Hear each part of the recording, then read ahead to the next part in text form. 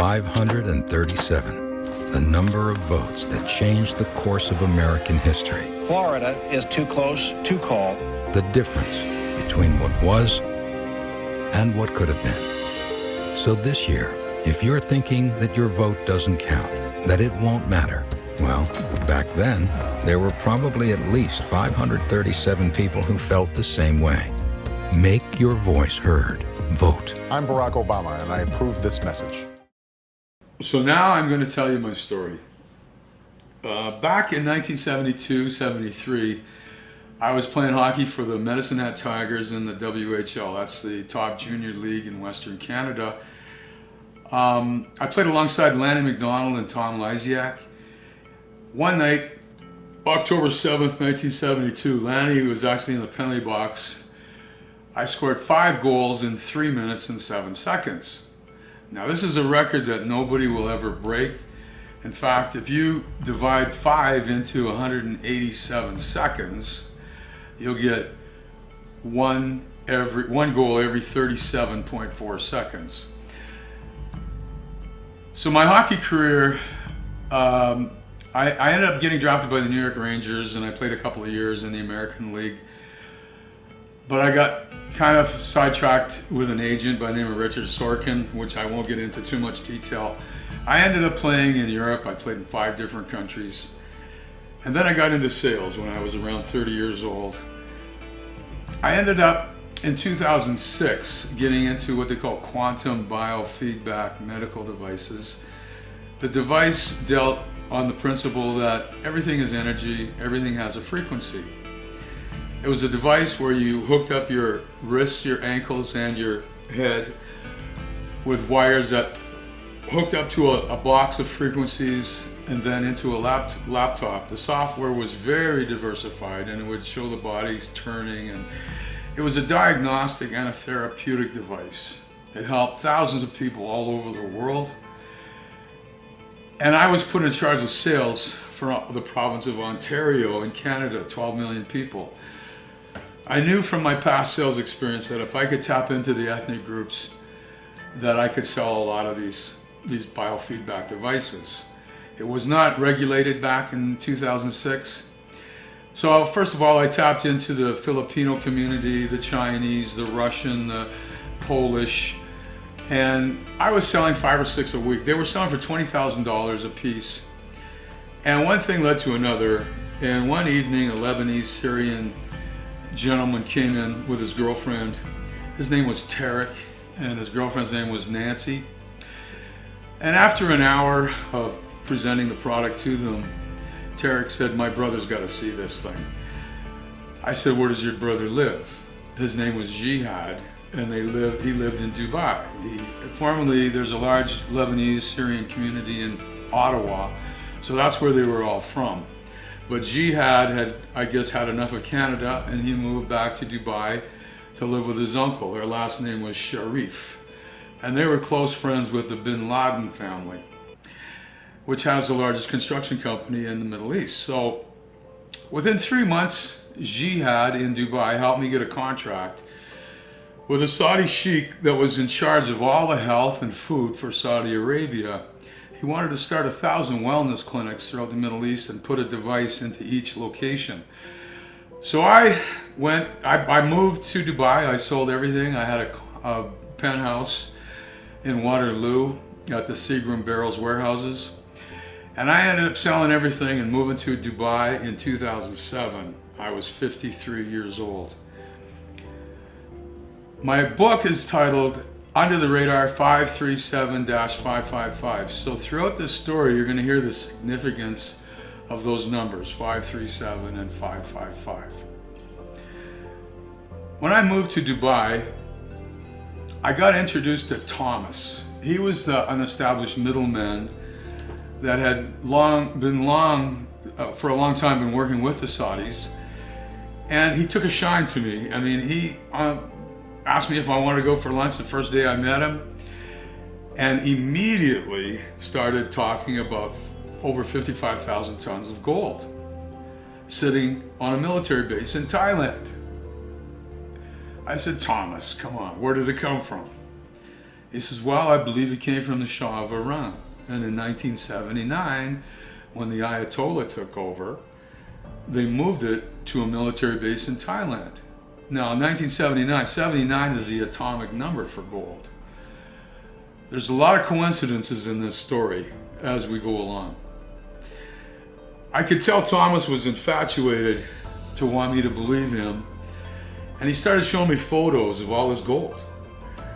In the pictures, I saw a guy standing in the middle of all the gold in Thailand. I said, who's that? He says, oh, that's Richard, my partner. I said, really? I said, Richard who? He said, Richard Leibel. I said, Richard Leibel? I said, that sounds familiar. Is he from Canada? He said, yes. I said, is he from Saskatchewan? And he said, yes. And I said, you know what? My father told me about Richard Leibel. I said, what a coincidence. I said, I haven't been back to Saskatchewan since I was 15, and now I'm 53. And you're telling me about Richard Leibel in Saskatchewan as your partner. Well, my father told me that Richard Leibel got deported out of Canada for fraud and bringing in Asian money illegally. He actually put the water slides into Kenosi Lake where we had a cabin. He was actually married to a friend of mine's cousin. So it was quite an unbelievable coincidence. Anyway, he actually also started the Willows Golf Course in Saskatoon with a partner by the name of Red Schaefer. Anyway, I had a few conversations with Richard throughout that year, 2007. I spent every day with Thomas. My deal with the Saudis never did go through. And the reason was Quantum Alliance, who I worked for, had told everybody that it was a Class II medical device in Canada, but it turned out to be fraudulent. They had paid a guy in England to attach the medical device that I was selling to an existing Class II medical device that had nothing to do with biofeedback. So unfortunately, the Saudis put my deal on hold. So here I was in Dubai in 2007. It was September. I didn't have a whole lot of money. I had just sold my condo, but due to my tax situation, I ended up having to pay the government a lot of the equity that was in it. So I was in Dubai with a couple of credit cards and $10,000, living in a hotel, hanging out with Thomas every day. Now Thomas kept intriguing me with this gold and kept asking me, do you know so-and-so in Saskatchewan, of all places? Here I am half the way around the world. He's asking me if I know Harvey Schmidt in Saskatoon, who has a big grow up. He asked me if I knew the Hill family. He said he had strong contacts in Yorkton to this day, Yorkton, Saskatchewan. But I didn't know any of these people because I had left home when I was very young. Throughout the year, I met many people, a lot of sheiks. I also was asked if I wanted to fly over to Turkey to hook up a politician and a surgeon. So I had a girlfriend, Grace, who was my assistant, my associate. She flew over to Dubai, and together we flew to Turkey. And we were picked up in a black Mercedes by a gentleman by the name of Fuat, and took us right over to Erdogan's office. He was vice president at that time. Of course, I knew nothing about politics, and quite frankly, I was just trying to sell medical devices. I really didn't know how the world functioned. I had no idea who Erdogan was or what his rank was. But it turns out I shook hands with him, and Grace hooked him up to the biofeedback for about an hour, and I sat in the lobby, talked to Fuat, who told me Erdogan's whole background, how he was a professional football player in Istanbul, and also he became mayor of Istanbul, and then he got into politics. So after we hooked up Erdogan, we shook hands, said goodbye. Then we went to the main hospital, the biggest hospital in Istanbul, and hooked up the top surgeon. The device, the SCIO or the EPFX biofeedback device was quite subtle. So, both Erdogan and the top surgeon kind of shrugged their shoulders and said, well, think about it. So Grace went back to Toronto and I went back to Dubai. And again, I hung out with Thomas every day. Now, I overheard a lot of conversations. I used to sit in his office playing backgammon on my laptop, and he'd carry two cell phones, one in his right pocket and one in his left pocket. And he said to me, "Boyd," and this is his quote, "I work for the Swiss Jews," meaning, namely, Mark Rich. I didn't have a clue who Mark Rich was. He also used to talk about Barrick Gold, Peter Monk, the owner. He mentioned Eric Sprott, the Canadian gold guru. Harry Huko Kuroda, the CEO of the Bank of Japan, came to visit him 2 or 3 times that year. I had no idea who he was at the time. I used to sit in the lobby and talk with his wife, and she mentioned that they owned a house in Vancouver. As the year went on, getting into 2008 now in the spring, I was sitting in Thomas's office, and again, he kept talking about trying to get this gold down to Perth, Australia. Okay, that was his main goal, was to get this 55,000 tons of gold that was 99.99% purity. It was ancient gold. It came from the Shah of Iran, and it sat on a military base for over 45 years in Thailand. And the idea was to try to get the first 2 tons out on a passenger plane down to Perth, Australia, where the World Gold Mint is. Because he always said, "Boyd, once you remelt gold, nobody can prove where it came from." As I listened more carefully to his conversations, both of his phones would ring every so often. He always said the one in his right pocket was hooked up to the Swiss Jews, meaning the Jewish bankers. And I never knew who the other phone was hooked up to.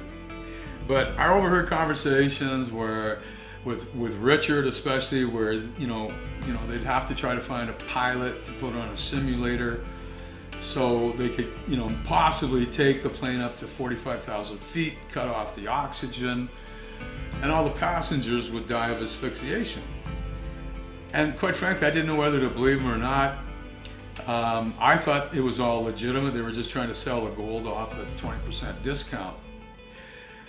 One day, Hussein Shazwani walked in.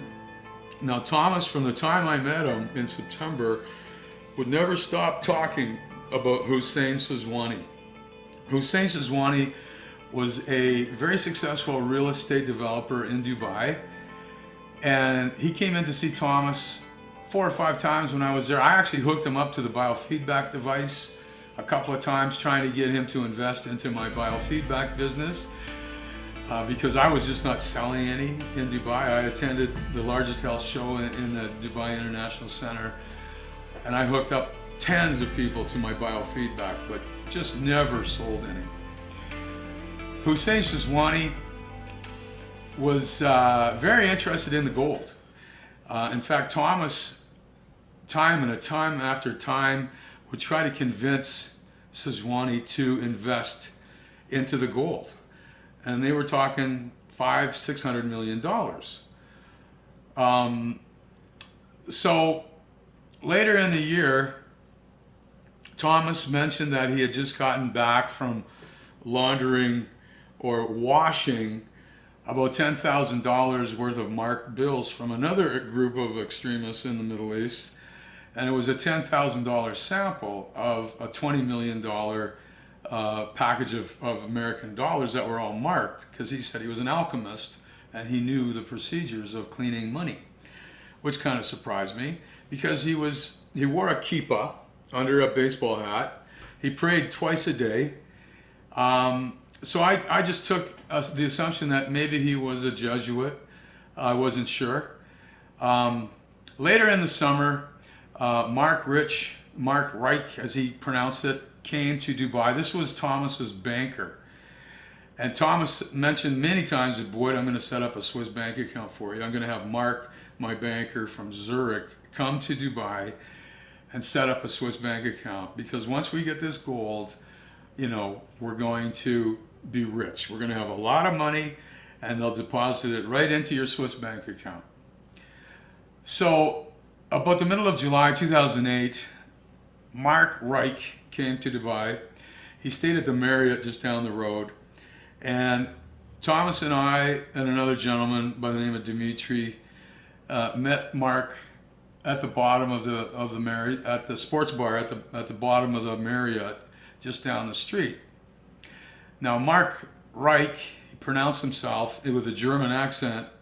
I had no idea who he was. I thought he was a depressed banker that just lost his job because he looked rather melancholy. He lit up a big Cuban cigar.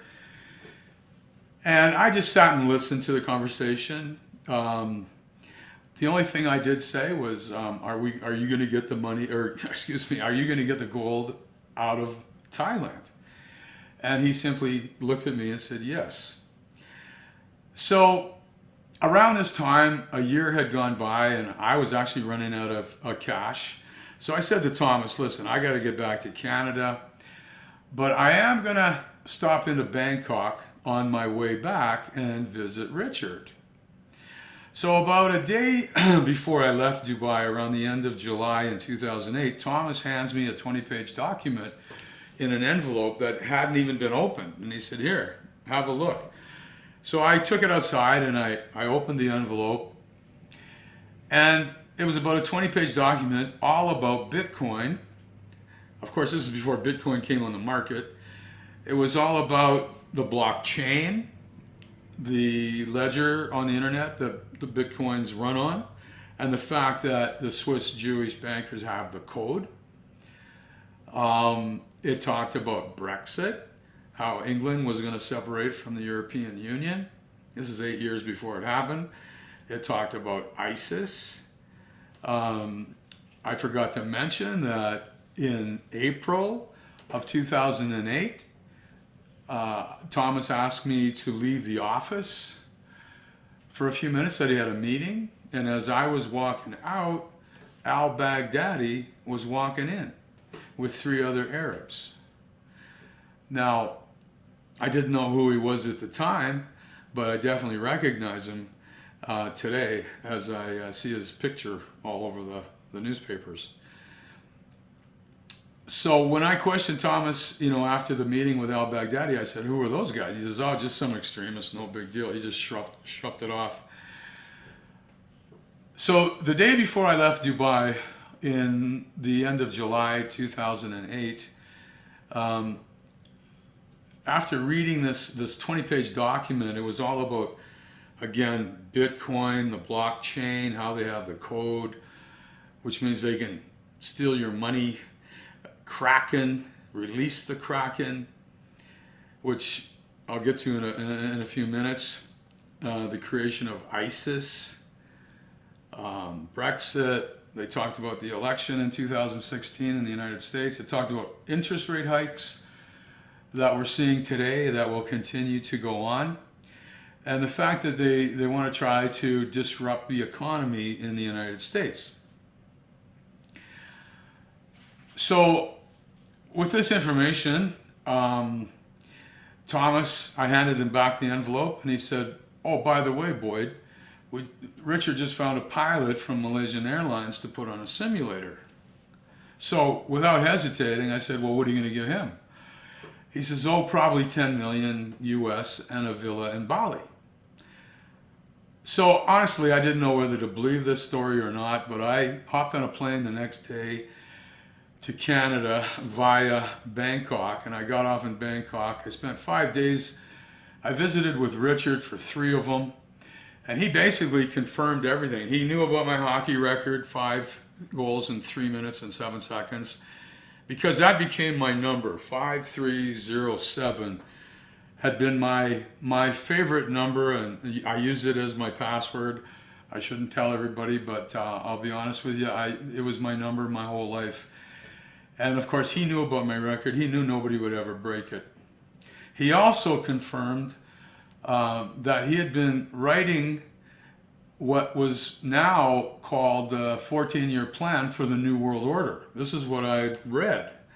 And it took him 7 years to write this whole program. And he also wrote the code for Bitcoin, along with a few other of his assistants. He also mentioned that they just found a Malaysian airline pilot to go on a simulator. This is in 2008. all he said was, Boyd, we're going to get the gold out of Thailand. We're going to get it out on a passenger plane, and someday you'll hear about it. So that was it. I didn't understand why they were telling me all these things. They kept promising me millions, a lot of talk. So I hopped on a plane and went back to Canada. Ended up in a city in Saskatchewan, because that's where my mother lives. It's called Saskatoon. I had no idea what I was going to do in Saskatoon. I had come back from Dubai with not a lot of money. I noticed the high crime rate, so I actually got into selling security systems. And I sold 77 my first month. So I thought, wow, I can do this. So I continued to do this for 2 years. And in the meantime, I met a beautiful girl in Saskatoon, started a relationship. I kept phoning Thomas just to see what's going on, because I actually left 2 of my devices with him. I left him a brand new device and a used one and some clothes, thinking I would go back, because he did intrigue me with this gold. So 2 years go by, and now it's the middle of June, and out of the blue, I get an email from a Marley Thomas. In her email, she mentioned that she owned a spa at the Dubai Mall. Now, the Dubai Mall is a 7-story high mall at the bottom of the Khalifa, which is the tallest building in the world. It's a beautiful mall. She said she owned a spa called Sparkles. Now, what clicked in my mind at that minute, when I told my story to Thomas about the 5 goals that I scored in 3 minutes and 7 seconds, I said when I scored the 5th one, I was on such a natural high, I saw sparkles. So again, the alarms went off when she said sparkles. I didn't think too much of it. She said she wanted to buy one of my medical devices. So I sent her a reply and I said, well, you must have seen me at a mall show back in 2007. She never replied. She just said, you know, we made a deal over the emails. And again, I got in touch with Thomas. I had his phone number. And I told him I'd be coming back to Dubai to sell a device. So when I got to Dubai, I called Thomas and I told him where I was. And I said, please bring me my stuff in the morning, because I got to go sell this device to this Marley Thomas. He says, well, okay, I'll do that. So in the morning, he was like Johnny on the spot. He brought the devices over, all my clothes. And as he was handing everything over, he said, Boyd, let's go for dinner later. I said, fine.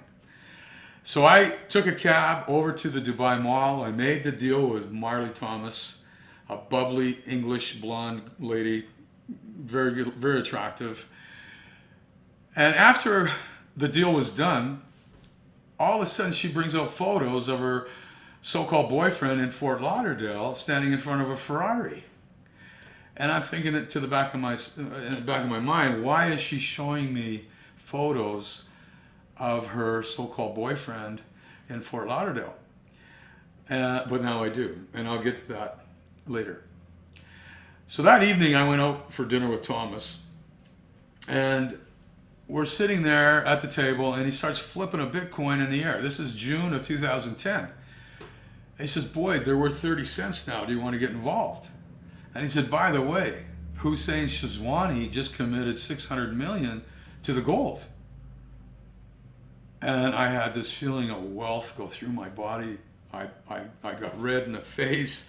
I hadn't experienced that feeling before. It was a feeling of extreme wealth.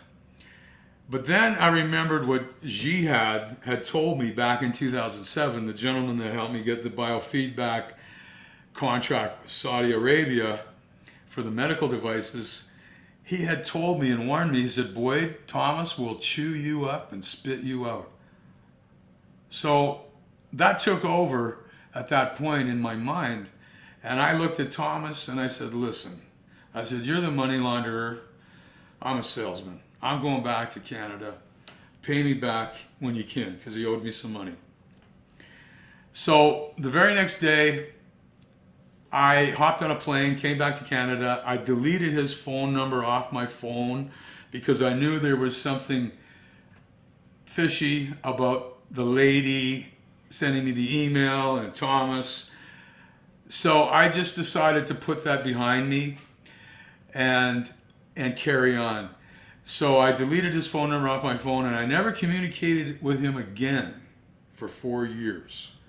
I got back into the security business, and in 2012 I got kind of tired of knocking on doors selling security, so I happened to call an old friend of mine from my previous sales past in Ontario, and he had just started a company called Pristine LED. It was an assembly plant in Windsor, Ontario. So I became part owner of Pristine LED, an assembly plant in Windsor, and because I'm an old New York Ranger, I decided to call an old friend of mine by the name of Ron Greschner, who played for the Rangers for 16 years. We actually started together in Estevan, Saskatchewan when we were 15. We both got drafted by the Rangers together. We both went to Providence together in the American League. But after only spending 5 games in Providence, Ron was brought up to the NHL, and he spent 16 years in New York. Anyway, one thing led to another, and he formed a company called Four Beginnings with Kathy P., who was CEO of Quality Health Control for Homeland Security. So the next thing you know, they've got me going from Indiana to Grand Rapids to Houston to all these big trade shows. I couldn't believe the big industry that the prisons are. They have fish farms, they have all kinds of things. So I did audits at the Jamaica Queens Prison. I did audits at the Indiana State Prison for Women, 26 buildings. It took me 8 hours to do the audit count. And while I'm doing that, Ron and Kathy, his partner, are having dinner with Mike Pence, the governor of Indiana, who today is Donald Trump's vice president. I didn't think anything of it. I thought maybe we can sell some more lights. Anyway, this went on for about a year, and I just couldn't find any prisons who wanted to buy our lights. So they kept putting this off. So I started to focus on the local community here in Saskatoon and Calgary. And on March the 8th, 2014, I was sitting at the Willows Golf Course, ironically the same golf course that got Richard Leibel deported 15 years earlier. I'm sitting there having breakfast when CNN announces MH370 has gone missing. I blurted out, I know who did this, and people looked at me, but I knew it was the gold heist that I'd heard about years before. So my mother and I are born on the same day, the Ides of March 15th. And I said to my mother on my birthday, I think Thomas is behind this. So I started to do some research. And I found out that 20 of the people who were on board MH370 were employees of Freescale Semiconductors, which is owned by the Rothschilds. And 4 of them had a patent on a wafer-thin semiconductor that was coming out on March 14th.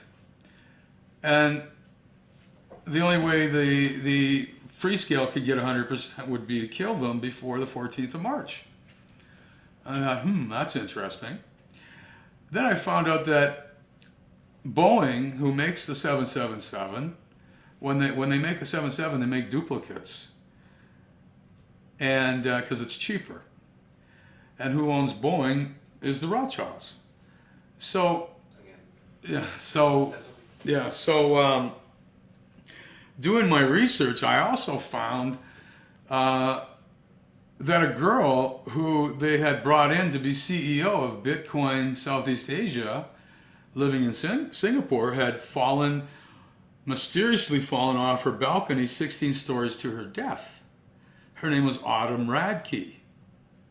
Now, coincidentally, at the same time, I'm trying to do a website for my LED lighting business, and I wanted to use my hockey record, 5307, because I thought people would wonder what 5307 is all about, and I maybe could do some hockey arenas, convert them over to LED lighting, which I actually did. But I looked up the meaning of 5307 in the Hebrew Greek dictionary and just about fell off my chair when it said the definition of 5307 is to fall to a violent death. Well, then I quickly got inspired to look up the name Autumn, the lady who had just mysteriously fallen off her balcony. Autumn in the Hebrew Greek dictionary means the falling of the leaves. So now I started to get curious, and I had to find out exactly what's going on. I also found out that a Bitcoin just 2 months prior to MH370's disappearance had gone up to $1,100 US. And I thought, wow, I could have had 1 million of them. But that's when I started to do my research.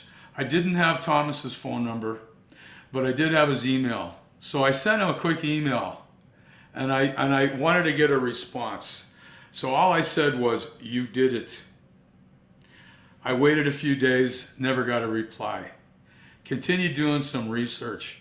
Found out that Bitcoin, there was many robberies of Bitcoin. Many exchanges got robbed of millions and millions of dollars. Mt. Gox in Japan was robbed a month before MH370 disappeared for $850 million worth of Bitcoin. Mt. Gox did all their guns and nuclear weapons. Silk Road, a month before MH370 went missing, got robbed in the United States. Silk Road did all their drug cartel for another $750 million worth of Bitcoin. So altogether, in just those two exchanges, there was $1.5 billion worth of Bitcoin. Now, who became the regulator in the world for Bitcoin at that time was Kraken. Again, I couldn't believe it. So everything was coming true. Kraken, which was invented just after MH370 disappeared, was a Bitcoin exchange, a cryptocurrency exchange in San Francisco. And when they released the Kraken can eat up all the Bitcoin in the market. They actually tested it out in 2016 with Ethereum. Ethereum in June of 2016 was worth $400, and within 1 second it went down to 10 cents and then back up again. That is what you call releasing the Kraken. So whenever you see large fluctuations in Bitcoin and other cryptocurrencies, they are releasing the Kraken, and it's there to destroy countries that rely on Bitcoin and humans. So I'm just giving everybody a heads up.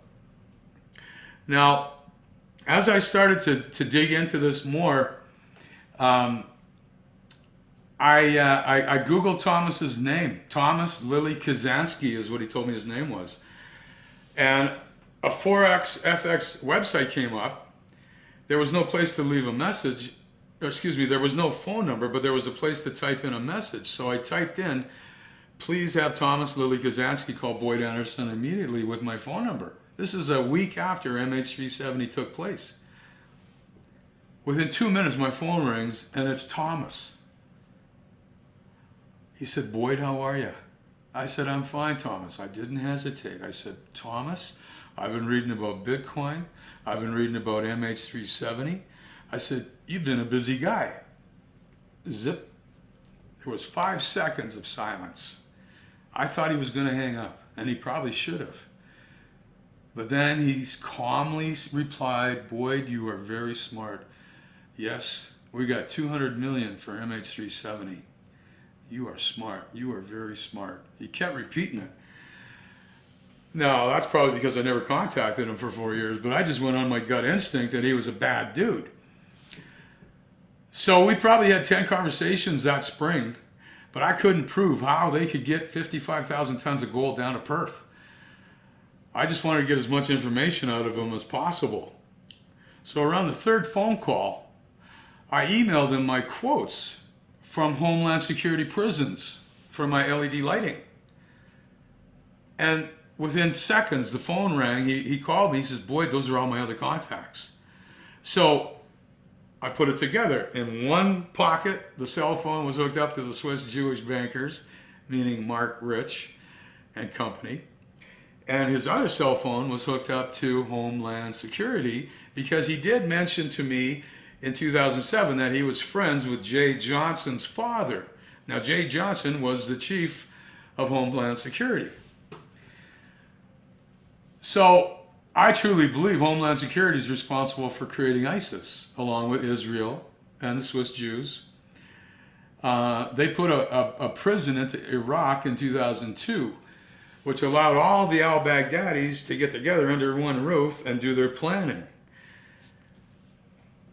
So this is all going on in my mind, and during that summer, I mean, Thomas invited me to a Bilderberg meeting in Hong Kong. He sent me a contract for $575,000 US for helping him out in 2007, and I just was going along with it. He mentioned to me in August that the people from MH370 are never coming back. I said, where are they? In the Indian Ocean? Because I had no idea. And finally, in September, 5 months after MH370 took place, the last conversation I had with Thomas was, Boyd, now that we got the gold, we got to sell it. And he says, you got to realize where money originates from. So that was the last conversation I had. I quickly Googled the origin of money, and it's Turkey and Greece. And a lot of this information you'll get in my book. But 3 days later, I get a phone call in the middle of the night from an Ivan with a South African accent. Now, he said, Boyd, this is Ivan. I'm Thomas's South African friend. I'm just calling you to tell you that Thomas had a stroke, and he's talking like a baby, and we're not sure he's going to recover. So as soon as he said talking like a baby, I knew Thomas was right beside him telling him what to say, because he used to use that phrase when I was with him in 2007, for fun, talking like a baby. So this Ivan had a sharp South African accent. So I wondered who he was. So anyway, I kept doing my research, and finally in January 2016, I discovered that there were 3 jumbo 747s left abandoned at the Kuala Lumpur airport. For over a year, they sat there on the tarmac. Nobody claimed them. I mean, sometimes I forget where I leave my car in the parking lot, but who forgets where they leave their jumbo 747? In fact, 3 of them. So the story was all about the airport auctioning them off, and the proceeds would go to pay for the storage of these 3 jumbos. 2 of them came from Icelandic Air, and 1 came from what I believe Abdul Mowbray in Fort Lauderdale. That's getting back to the relationship that this Marley Thomas, I found out later, looking on television, I recognized her as an anchor with Bloomberg. Her name is Caroline Hyde, a beautiful English girl, blonde. I mean, it's not difficult to recognize her. So when I found out about these 3 jumbo 747s, I just said, cha-ching. This is it. Bingo. Now I had solved 99% of the mystery of MH370. There were 5 planes involved. Okay, there were 2 identical 777s. There were 3 jumbo 747s. Now, just after midnight on March the 8th, it was March the 7th, Western time. Again, 3rd month, 7th day, 5 planes involved, 537. There were 2 MH370 leaves Kuala Lumpur with 239 people on board. They had smuggled 2 tons of the gold from the military base onto MH370. That was the 2 tons Thomas always talked about. They described it on the manifest as 2 tons of mangosteen, but obviously the people at the airport were involved with this, so it was actually 2 tons of gold. MH370 takes off. The pilot had been on a simulator for 6 years, practicing what he was about to do. He takes off and over the Bay of Thailand, which is the Strait of Malacca, takes the plane up to 45,000 feet, as recorded by the New York Times. At the same time, MH17, you know the 777 that went down over Russia 4 months later? They say the Russians shot it down with a missile. Well, that's not true. I'll tell you about that one in a minute. But MH17 comes flying by. Now, the people behind this was the CIA, Department of Homeland Securities, the Russian KGB, and the Israeli Mossad. Okay? They came flying by in the identical twin to MH370, which is MH17. And it picked up the radar, because both planes were equipped with onboard explosives, stealth technology, which means they can pick up the radar, turn it off, and autopilot. MH370 stays up for 23 minutes to make sure everybody's dead of asphyxiation. Then it comes down under the radar. That's why I named the book Under the Radar. And it lands on the northern tip of Indonesia at an airport called Banda Aceh. It can handle a 777. That's where they offload the 2 tons of gold. And then MH370 goes north to Kazakhstan. They hide it in the Cosmodrome. That's a Russian spaceport. Now, I forgot to mention that Thomas was looking after the president of Kazakhstan's nephew, Rahim. I met him many times. He treated him like his son. And he always said, Boyd, we can use the Cosmodrome if we need it. So this is what happened. They stashed it away for 3.5 months. They hid it. And I'll get back to what happens next with MH370. All the bodies were drained of blood. MH17 then circles down under the radar, cuts off its radar, and lands at Banda Aceh Airport, picks up the 2 tons of gold, and heads down to Perth immediately and opens up the account at the World Gold Mint. And Tony Abbott, the Prime Minister, was on television all the time pointing at the Indian Ocean, trying to get everybody to do the search. Meanwhile, MH370 is sitting in Kazakhstan. So they begin this search in the Indian Ocean, and the search went on for 10 months. But while they're doing the search, Thomas and the Swiss Jews are flying back and forth with the 3 jumbo 747s with the gold, as if they're part of the search, right in front of the world's eyes. Now, who paid for it? It cost $130 million for that search.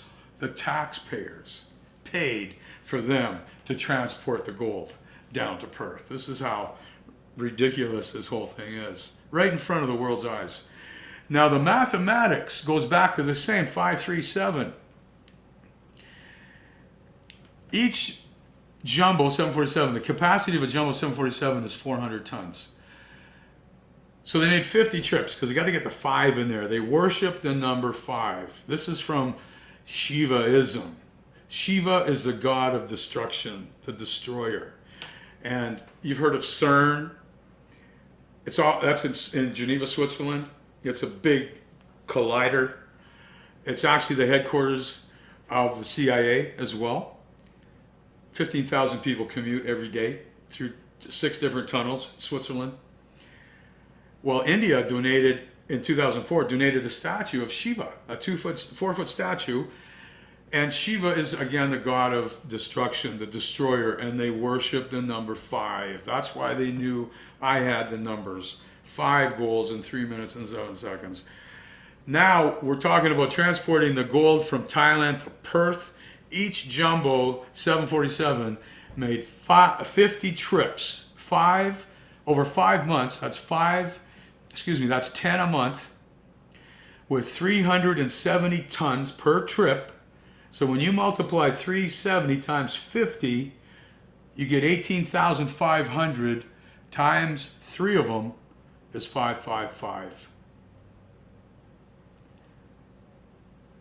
It took them 5 months. And when I thought about it, from the time MH370 happened in March till the last conversation I had with Thomas in September, it was just past the 5-month time frame. And that's when he said, Boyd, now that we got the gold, we got to sell it. Now, in the meantime, 4 months after MH370 disappears, MH17 gets supposedly shot down over the Ukraine. So on July 17th, 2014, MH17 leaves Amsterdam with 298 people on board. The flight path to Kuala Lumpur wasn't even supposed to go over the Ukraine. And the ironic thing, another coincidence, is that it was MH17's 17th birthday to the day. Both MH17 and MH370 were identical twins. Their maiden flights were on July 17th, 1997. So 17 years to the day, coincidental, MH17 takes off with 298 people. Now this is when they resurrect MH370. Believe it or not, it becomes very biblical. It's like when Jesus was resurrected after 3 days. This is after 3 months. They had resurrected MH370. The Ukrainian, and I have all this on video and referenced in my book, the Ukrainian farmers witnessed a jumbo 747 practicing in the farmland of the Ukraine with a Ukrainian Su-25 fighter jet right underneath it. For 2 weeks this went on. They'd never seen anything like it. So this is what happened on, they resurrect MH370 on July 17th, and it's flying autopilot in parallel with MH17 over the Polish airspace, and they go 1 degree to the north over the fighting area of the Ukraine. And this is when the Ukrainian fighter jet blasts a hole into the cockpit of MH17, and it starts to descend. Now the Ukrainian Su-25 fighter jet follows it down, peppering it with 33 millimeter shells to make it look like it got hit by a missile. At the same time, they wirelessly explode MH370 in midair, and it breaks apart into bigger pieces. It caused 3-foot holes in the earth, and it lands in the northern part of the Ukraine. The body parts, being 4 months old, were rotting and decomposing. They were spread 33 kilometers apart. The first responders and even a Ukrainian commander in the army expressed publicly with the press that the bodies were not fresh. They had been dead for days, and they smelled of rotting and decomposition. Now MH17 continues to descend, getting peppered with 33 millimeter shells from the Ukrainian fighter jet, and then they explode it remote controlly, and it explodes but closer to the ground, only about 100 meters off the ground, so it doesn't spread as far. Now when you add up the total amount of people on both flights, 239 aboard MH370, 298 aboard MH17, you add them up, what do you get? 537. Now what happened to the gold? After they remelted the gold in September, they used those same 3 jumbo 747s to transport the gold into 7 vaults around the world. There's a vault in Singapore, Hong Kong, Dubai, Zurich, London, Toronto, and New York. Now the atomic number for gold is 79. So they put 79 tons into each vault. 79 times 7 is 553, plus the 2 tons that were on the original 370 brings it back to 555. So when I started to do more research on this, I found out that the only company that has access to these 7 vaults is Gold Money. It's called BitGold, which I had read about in the original 20-page document. It started off as BitGold on the Toronto Stock Exchange. It went right up to $8 in 2015. It's around $2.95 right now. But it's the only company. It's changed their name to Gold Money. They put the headquarters now off the Isle of Jersey, and it's actually a Rothschild's company. It's the only company in the world that has access to these 7 vaults. And this is what's going to run the New World Order, along with Bitcoin and all the cryptocurrencies. Bitcoin will probably crash within the year, my prediction. But how did they sell the gold? They crashed the stock market in 2016. It was the worst crash in the history of Wall Street, January. I did a lot of research. I found out who Mark Rich was. He started Glencore, a very criminal company. It's the largest commodities and mining company in the world. And he supposedly died in 2013 because I remember getting a phone call in June of 2013 saying, from a Swiss bank saying, do you want to keep your bank account open? And I said, no, close it. Because I hadn't communicated with these guys for over 3 years then. But who took over Glencore is Ivan Glasenberg, who speaks in a sharp South African accent. So this is part of my story. This is, to carry on a little bit. I mean, they created a lot of black ops. They had Erdogan in Turkey shoot down a Russian fighter jet in the fall of 2015, because you see gold's price had been dropping since 2011, and it had dropped down to just over $1,000. And Barrick Gold stock, I watched it, had dropped down to $8. And be darned if John Baird, Canada's former Minister of Foreign Affairs, quits the government and goes to work for Barrick Gold. Now, why would he do that? So they had to drive the price of gold back up. And that's why they created Brexit. Fear and uncertainty.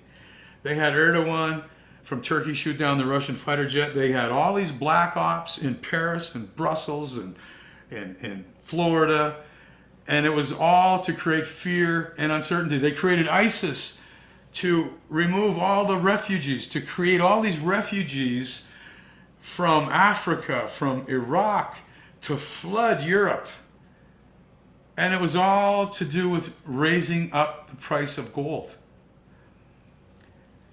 So that's what happened. The biggest winner in Brexit, because of course they knew about it before it happened, was George Soros and Kazakhstan.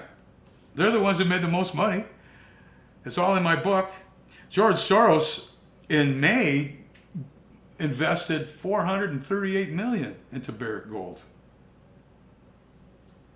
And now you can see that he capitalized on Brexit.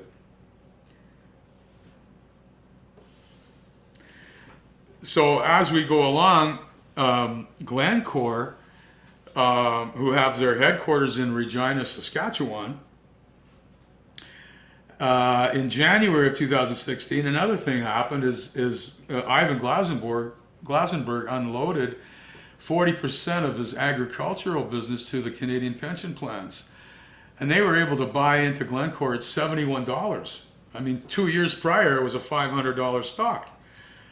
Now the Canadian pension plans bought in at $71. Today, it's back up to $400. So the Canadian pension plans are loaded because, you see, commodity mining is kind of going on the way down because they want to replace gold with Bitcoin and all these cryptocurrencies. So agriculture is now on the way up. So now you've got Glencore trying to do a takeover of Bunge. Glencore is once again on the hunt for deals, including the approach you made to Bunge. Here's what I'd like to know, and I think helps to inform people about your company and about how you think. Why does Bunge interest you? And what do Glencore's ambitions say about your expectations for the health of the global trading system?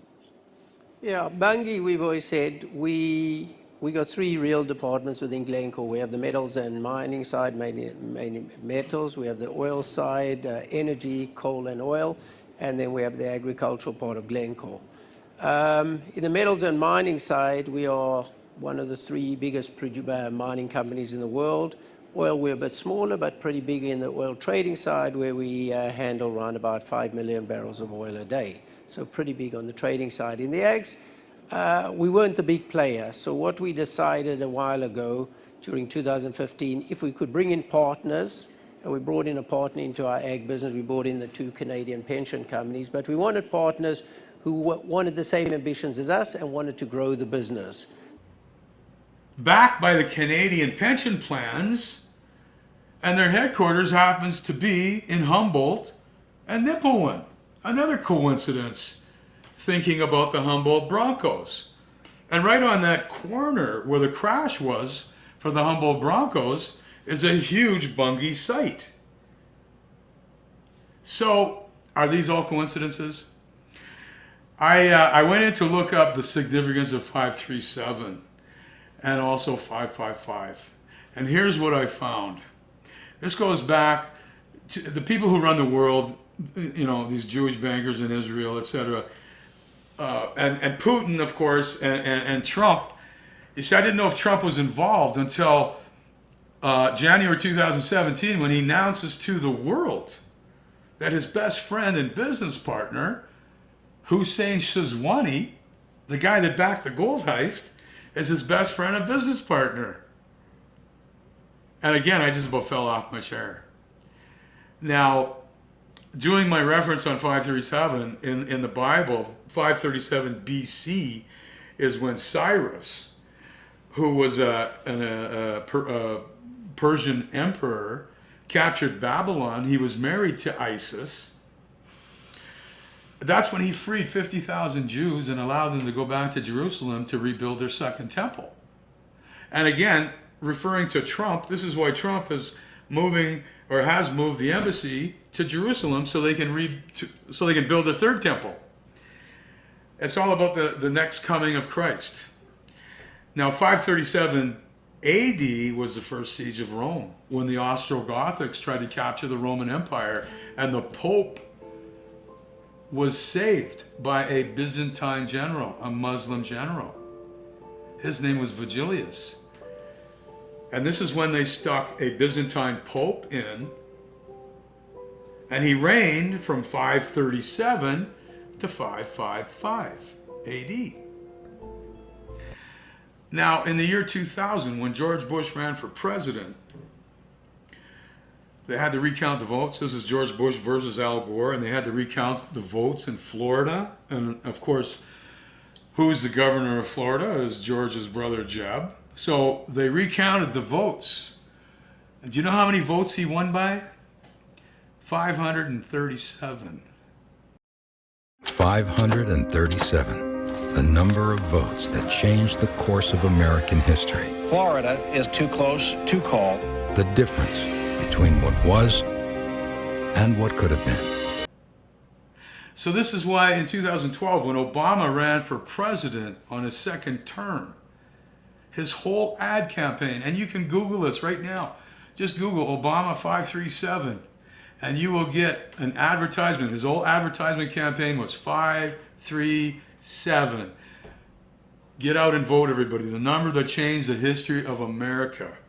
The difference of what was and what could have been. 537. Now, 555 in the occult world means extreme death. In the Bible, King Solomon used to collect 666 talents of gold from the 12 tribes of Israel. Now, when you divide 12 into 666, it equals to 5.5 each. So, is that another coincidence? The reason I wrote the book is that when I looked up my number 5307 in the Christian Bible, it means that I am a representative of a God or kings to other nations and kings for the goodness and the salvation of mankind. So I honestly feel that I'm a messenger. And today I just wanted to express my sincere knowledge, my sincereness of waking up everybody and understanding that, you know, who ordered the MH370 to Kazakhstan was Mr. Putin. Who was involved with the people who backed it, the 600 million, with Hussein Shizwani? It was Donald Trump. So you wonder what they talked about in Helsinki 2 days ago in a private meeting Well, who knows? Maybe it was about the gold. Maybe it was about Bitcoin. Maybe it was about the New World Order.